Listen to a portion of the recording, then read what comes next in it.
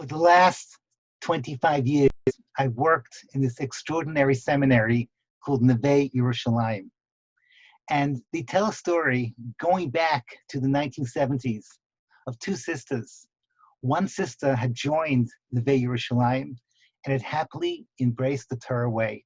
The other sister had chosen Buddhism, and she was flying from America to India to join her guru, and she decided to stop off and visit her sister in Yerushalayim, Ir HaKodesh.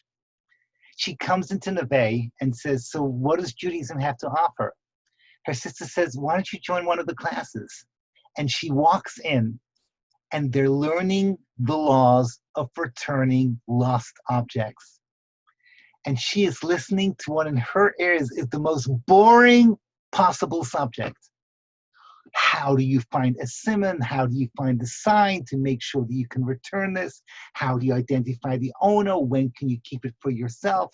Technical rule after technical rule. And she's thinking to herself, boring. I want something spiritual. I want something connecting to the higher worlds. She gets on her plane. She goes to northern India, to the foot of the Himalayas. She joins her guru. And one day it happens.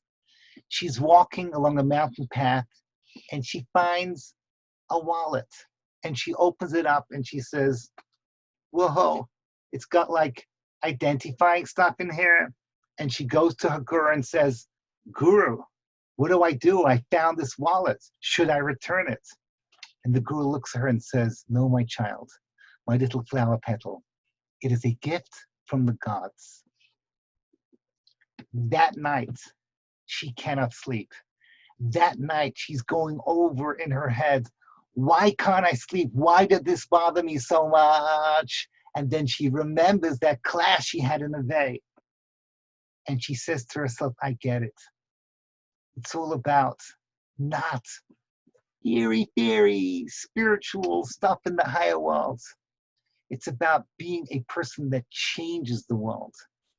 It's about giving and giving, not giving and taking. It's about being a person that changes the world and not waiting for the world to change you. She gets on a plane.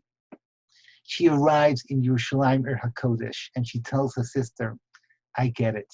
It's good to be home.